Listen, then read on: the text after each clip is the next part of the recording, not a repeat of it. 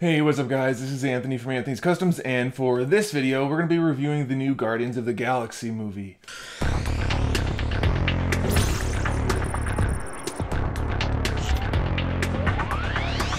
So a lot of people really liked the first movie, and this one was expected to be much of the same, probably a slightly larger scale, maybe a little bit of refinement, and it would be successful. And I have to tell you right off the bat, it pretty much is exactly what you would expect. It's just like the first one, except refined and better, pretty much in every way. Which means it's a good thing, because the first one was already a really solid film, so not much to complain about. It's got lots of action, lots of colors, lots of CGI, and a fair bit of humor, so it's a pretty enjoyable film to watch. Now, the first one, the main critique of the first film was that the villain wasn't really developed, it wasn't on screen very much, and there wasn't a whole lot of, I guess, of a climax, really. I mean, obviously there's the big action set piece, which wasn't that much action at the end, but either way, it wasn't really Ronin that much, and it very much wasn't Thanos. And so that was kind of an issue for the first one. So this one, we're all hoping that the villain gets a little bit more screen time and a little bit more development. And that mostly happens. The problem with this one, in terms of the villain, and then after this, everything else is pretty much positive. But the problem with this one, and I don't think they did a poor job of handling the villain, it's just that the majority of the movie is character development for other characters. So I'm not going to get into it too much because I'm not doing any spoilers in this review. But the villain doesn't... There's not that much villain, I guess. So if you really want a lot of screen time with the villain, then you might be disappointed. So the first thing we should talk about is the writing. The writing in this movie is, in my opinion, very good. All the dialogue is fairly natural, or at least it is unnatural in the ways that they intend it for, like Drax, for instance, or when they're dealing with Groot, or whatever. It all works very well. Each character has a set... kind of like a set pace. I mean, they are that character throughout the film. Their lines all make sense for them and in the context of the film. It all works really well. And of course, they worked in a lot of humor, particularly for Drax and Rocket. I guess you could say Groot too, but that's mostly for Drax and Rocket in dealing with Groot. And it all works really well. You could make the argument that there are probably a few times where the humor didn't need to be there, and so it didn't really deliver as much. But the vast majority of the humor worked really well. The whole audience in the theater I was in, which was very full, they were all laughing, myself included. We laughed quite a few times, and it all paid off very nicely. So that was very good. It was just those few instances where it wasn't quite there, like, probably not in that situation would they be making a joke, but even that kind of thing works for Drax because of his kind of lack of situational awareness, so pretty good overall for the writing. I'm very pleased with it. I think the pacing for the film was good, except for the fact that it's very, very heavy on character development, probably for the first 3/4 of the film. And that does include action and stuff, so the pacing's not bad. It's just plot-wise, there's not a whole lot of stuff going on for a while, overall big picture type stuff until the end. But it's not really a big deal. Like, it never felt slow or anything. It's just, as far as the story goes, it's a lot of character building and then plot, and then it's the end, kind of. So, not bad, just something to be aware of. The acting in this movie is what we expected. I mean, we've seen most of these characters before, and the other characters, the new ones that are coming in, we knew that they were going to do probably a fine job. It's unlikely that they were going to screw up, and they didn't. All of the roles felt right. Now, I don't know how much you guys know of these various characters, so I can't talk about them specifically, other than the main ones, which I don't really need to. You know, Drax is Drax, Rocket's Rocket, it's all the same as before, but better. And here's why I say it's better. And it's also kind of worse if you look at it in a different way.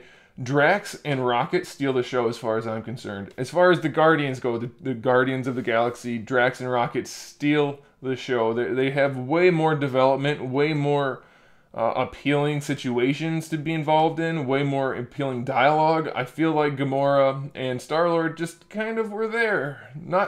Now, it wasn't like it was a bad thing for me. It didn't feel out of place, but I think that's because it's not like Iron Man or Batman that has a side seat. It's Star-Lord and Gamora. So none of them really have that much of a place in our hearts unless you have a particular connection to a character. So I didn't mind at all that Drax was like the lead in many ways, or Rocket had a lot of great parts. So that was all awesome. And then here, it pains me to say this, Yondu in this movie, much larger role this time around. I'm not a fan of Michael Rooker. I didn't like the direction they took Yondu in the first movie. It just wasn't Yondu. But, like I said, it pains me to say this, but Yondu was great in this movie, both as Michael Rooker's performance and as the character. The arc he had, it was great. I really liked Yondu.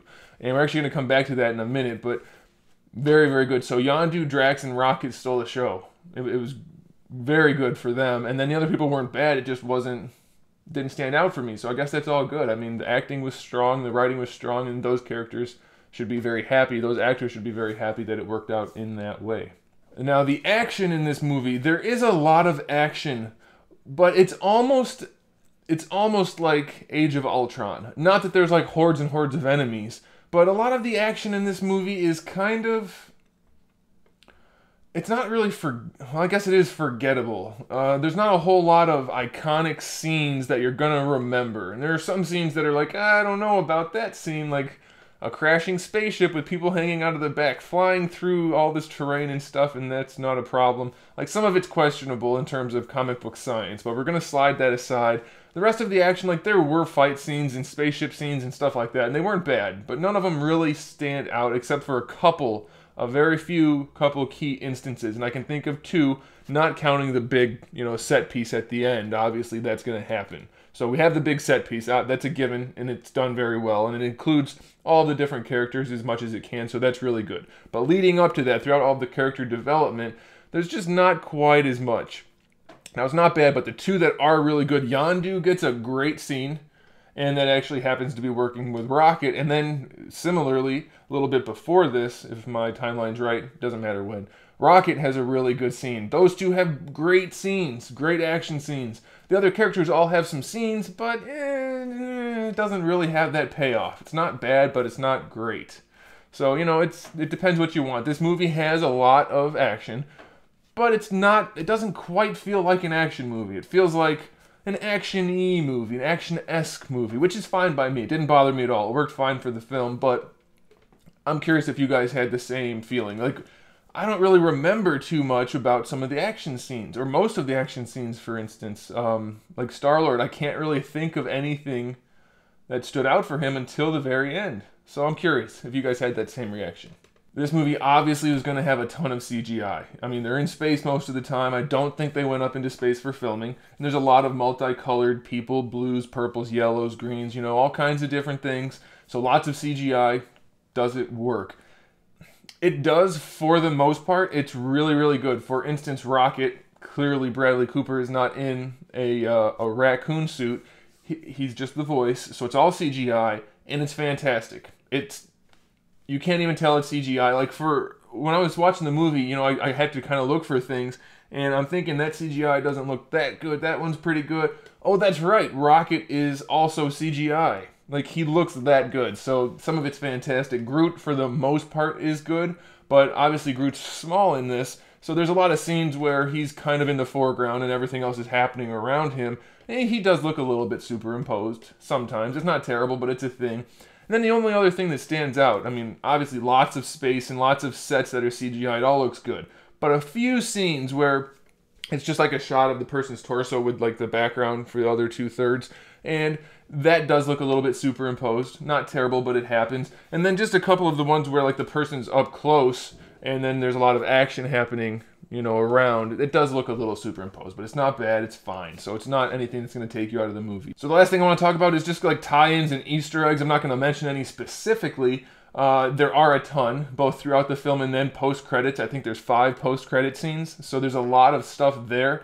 There is definitely a connection, but Now, is that a bad thing? I don't personally think so. I know a lot of people want all of these connections, like, hey, why wasn't Spider-Man in Guardians 2? Like, that doesn't bother me. I don't mind it. I don't mind when they're their own movies, and that this one worked well, so I think that's okay. And then a lot of people are complaining that there's too much Iron Man and Spider-Man, and then they want more whatever. You'll see when you watch the movie, the level of connectedness, I think, is good. And I'm guessing you guys are going to agree, so that's that. So that's it. This was a really solid movie. I was very happy to watch it. It was a lot of fun, both for the action that was there, for the humor, for the character development. You actually feel connected to these characters a little bit more this time. So thanks for watching, guys. Make sure you subscribe to the channel. I have new videos up every single day. We talk about action figures, movies, TV shows, video games, all kinds of fun stuff. So make sure you turn on that little bell notification icon at the bottom there so you don't miss any videos. Give this video a thumbs up if you liked it. And in the meantime, keep collecting.